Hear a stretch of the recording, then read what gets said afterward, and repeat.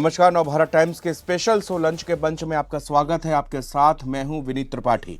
भारत के विदेश मंत्री एस जयशंकर का अचानक से बांग्लादेश पहुंच जाना एक साधारण घटना नहीं है। हाँ, ये बात बिल्कुल सही है कि जयशंकर पूर्व पीएम खालेदा जिया के बांग्लादेश के प्रति संवेदना और उनकी अंतिम यात्रा में शामिल होने के लिए ढाका पहुंचे थे। जयशंकर ने पीएम मोदी का लेटर भी खालेदा जिया के बेटे तारिक रहमान को दिया, लेकिन ऐसे वक्त पर जब भारत और बांग्लादेश के रिश्ते तनाव चरम पर है, हिंदुओं पर हमले हो रहे हैं, यूनाइटेड नेशन तक बांग्लादेश की यूनिट सरकार को चेतावनी दी जा रही है, उस वक्त भारत के विदेश मंत्री का दौरा कहीं ज्यादा महत्वपूर्ण हो जाता है। पूर्व प्रधानमंत्री अटल बिहारी वाजपेयी ने 8 मई 2003 में लोकसभा में बहस के दौरान एक बहुत महत्वपूर्ण बात कही थी। बहस भारत पाकिस्तान के मुद्दे पर चल रही थी। तब उन्होंने कहा था कि हम अपने दोस्त बदल सकते हैं लेकिन अपने पड़ोसी नहीं। लेकिन उन्होंने आगे यह भी कहा था कि हम अभी भी शांति चाहते हैं, लेकिन यदि कोई शांति की भाषा नहीं मानता तो हम उस भाषा में बात कर सकते हैं जिसे वे समझते हैं। ये बात कूटनीति की सबसे अहम हिस्सा थी। वैसे भी डिप्लोमेसी की दुनिया में कोई परमानेंट दोस्त या दुश्मन नहीं होता। बांग्लादेश हमारे लिए बेहद अहम है, रणनीतिक और कूटनीतिक हर लहजे में। वहां के मौजूदा हालात बहुत बुरे हैं। दुनिया भर की एजेंसियां वहां पर डेरा डाले हुए हैं। जमात और यूनुस के आने के बाद से हालात और भी बदतर होते गए। रिश्ते भारत के साथ एकदम नाजुक मोड़ पर है। ऐसे में भारत के विदेश मंत्री की यात्रा बड़ा भाई जैसा कदम उठाने वाली है।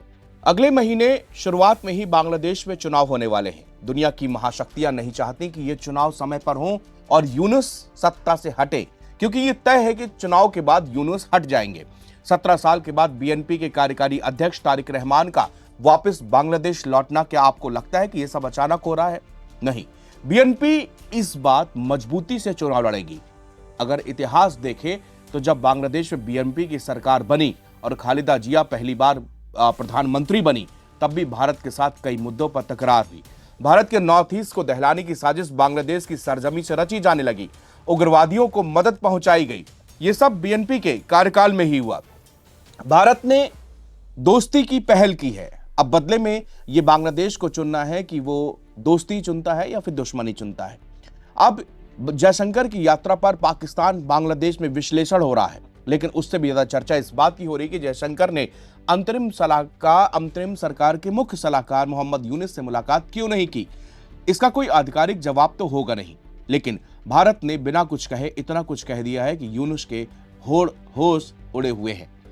खालेदा जिया के निधन के बाद उन्हें श्रद्धांजलि देने के लिए कई देशों की सरकारों के प्रतिनिधि छोटे दौरे पर बांग्लादेश आए। भारतीय विदेश मंत्री एस जयशंकर के अलावा पाकिस्तान की संसद के स्पीकर सरदार अय्याज सादिक, भूटान के विदेश मंत्री लियोनोपडी एन धुंगेल, नेपाल के विदेश मंत्री बालानंदा शर्मा, श्रीलंका के विदेश मंत्री विजदा हेरात और मालदीव के शिक्षा मंत्री अली हैदर अहमद भी बांग्लादेश पहुंचे थे। कई अंतर्राष्ट्रीय संबंध विशेषज्ञों का मानना है कि बीएनपी अध्यक्ष को श्रद्धांजलि देने के लिए भारत के एक उच्च स्तरीय अधिकारी की यात्रा और भारतीय सरकार का शोक संदेश भविष्य के संबंधों को आगे बढ़ाने को लेकर भारत के रुख को स्पष्ट संकेत देता है। हालांकि उनका यह भी मानना है कि इससे मौजूदा बांग्लादेश सरकार से भारत की कूटनीतिक दूरी और स्पष्ट हो गई है।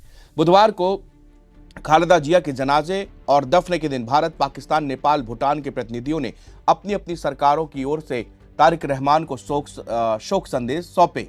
इस दौरान विधि सलाहकार आसिफ नजरुल और राष्ट्रीय सुरक्षा सलाहकार खलीरुर रहमान को भारतीय विदेश मंत्री से बातचीत करते हुए भी देखा गया। दूसरी तरफ पाकिस्तान के स्पीकर सरदार अय्याज सादिक ने बांग्लादेश की अंतरिम सरकार के मुख्य सलाहकार मोहम्मद यूनुस से मुलाकात की। इसके बाद यह सवाल उठा कि एस जयशंकर ने मुख्य सलाहकार से मुलाकात क्यों नहीं की। इस सवाल का जवाब विदेश मामलों के सलाहकार तौहीद हुसैन ने गुरुवार को पत्रकारों को भी दिया। उन्होंने कहा कि भारतीय विदेश मंत्री की यात्रा को द्विपक्षीय संबंधों या राजनीतिक दृष्टि से देखना उचित नहीं होगा। उन्होंने कहा भारतीय विदेश मंत्री आए, उनकी यात्रा छोटी थी, लेकिन वो पूरे कार्यक्रम में शामिल हुए और फिर चले गए। जयशंकर के साथ किसी निजी बैठक के न होने का जिक्र करते हुए उन्होंने कहा कि हमारे आमने सामने कोई बातचीत नहीं हुई, ऐसा कोई अवसर नहीं बना।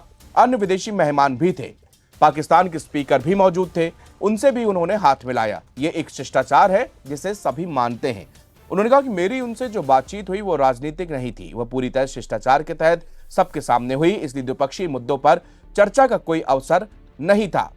अपनी यात्रा के बाद जयशंकर ने विश्वास व्यक्त किया कि बेगम खालेदा जिया की सोच और उनके मूल हमारे साझेदारी के विकास का मार्गदर्शन करेंगे।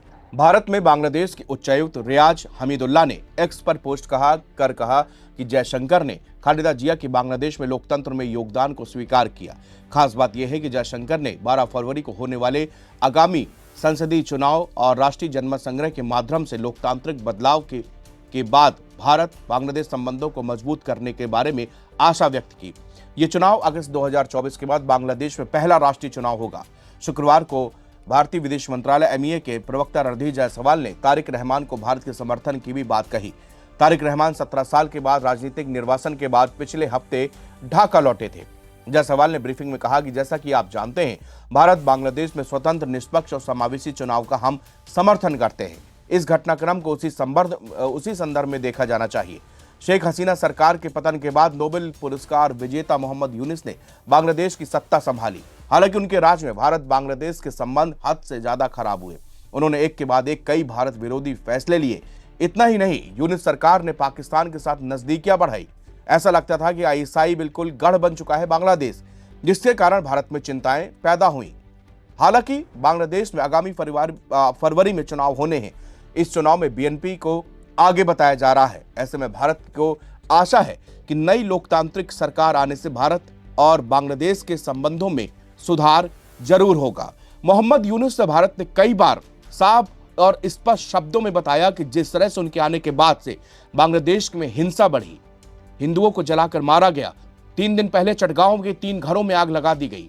भारत ने हर बार कड़े शब्दों में इसकी निंदा की और यूनुस सरकार से बार बार कहा कि इस तरह की घटनाएं रोकनी चाहिए। लेकिन लगातार मोहम्मद यूनुस पाकिस्तान की गोद पर बैठने के आतुर दिखे। ISI का जब से यूनुस सरकार यहां पर बैठे, ISI का पूरा जमावड़ा बांग्लादेश में देखा गया। पिछले दिनों CIA का एक एजेंट वहां पर 3 दिन तक एक होटल में मारे पड़े रहे। इसी तरह की कई सारी घटनाएं बांग्लादेश के अंदर हो रही थी, जो कि भारत लगातार जिन पर चिंता व्यक्त कर रहा था। और एस जयशंकर का यह दौरा अचानक बांग्लादेश में सिर्फ इस बात की बुनियाद रखनी थी कि हम आपसे, अपने पड़ोसी से हम दोस्ती चाहते हैं, क्योंकि हमारे यहाँ अटल बिहारी वाजपेयी ने पहले ही तब 2003 में इस बात को कहा था कि हम दोस्त बदल सकते हैं मगर हम पड़ोसी नहीं बदल सकते। लेकिन उन्होंने ये भी कहा था कि हम शांति चाहते हैं, लेकिन अगर पड़ोसी जिस भाषा में समझेगा हम उसी भाषा में जवाब देंगे। भारत ने हमेशा दोस्ती की पहल की है और बदले में भारत ने पाकिस्तान के साथ में 1999 से लेके और हमेशा ये कोशिश रही कि हमारे पाकिस्तान के साथ में संबंध सुधरे। लेकिन बदले में हमको कारगिल जैसा वॉर मिला, हमको गलवान और हमको इन सब तरह की चीजें उरी मिला। इस कारण से कभी भी हमारे पड़ोसी से संबंध बेहतर नहीं हुए। भारत ने भी उसी भाषा में मुंह तोड़ जवाब अपने दुश्मन को दिया, जिनसे उनके मंसूबे हमेशा नाकाम रहे। शुक्रिया।